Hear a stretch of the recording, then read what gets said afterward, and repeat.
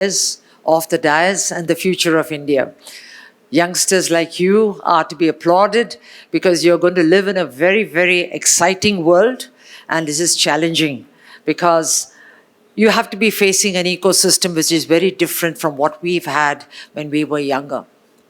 Emerging technologies, because usually if I have students, I have a very interactive session, but today just a brief, and then subsequently there'll be a deep dive session from my side. So artificial intelligence is one of the technologies, AI, big data, cybersecurity, cloud computing, IoT, robotic process automation, blockchain, 3D printing, augmented virtual reality. You have nanotechnologies, and you have, a list goes on. Every one of these technologies is changing the way you live, the way you learn, and the way you work. So you have come up in an ecosystem, and many of us older people have come up where you had job loyalty to companies. But the future of work itself is changing. No more in the next 10 to 15 years will you have large companies actually giving you lifetime employment. Nor will you think with 21 years of your education, you are equipped to handle the next 20 to 30 or 40 years where you will be productive.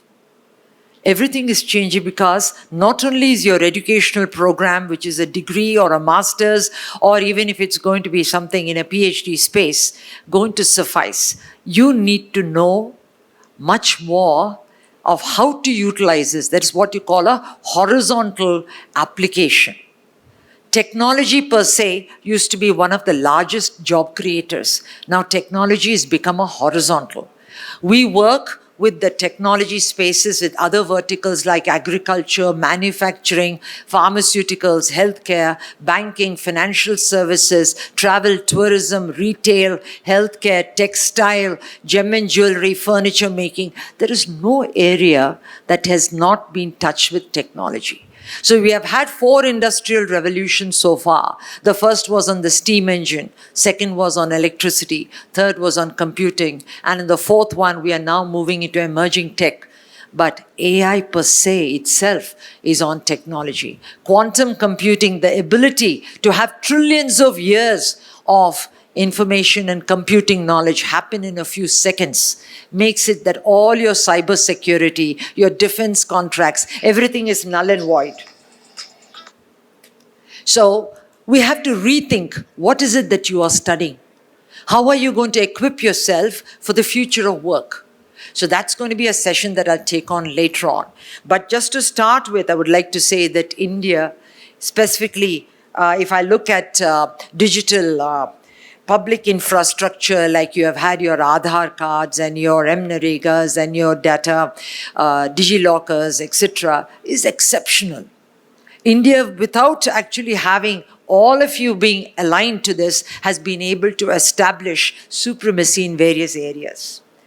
You have actually the Stanford Index, which says AI penetration is the highest in India.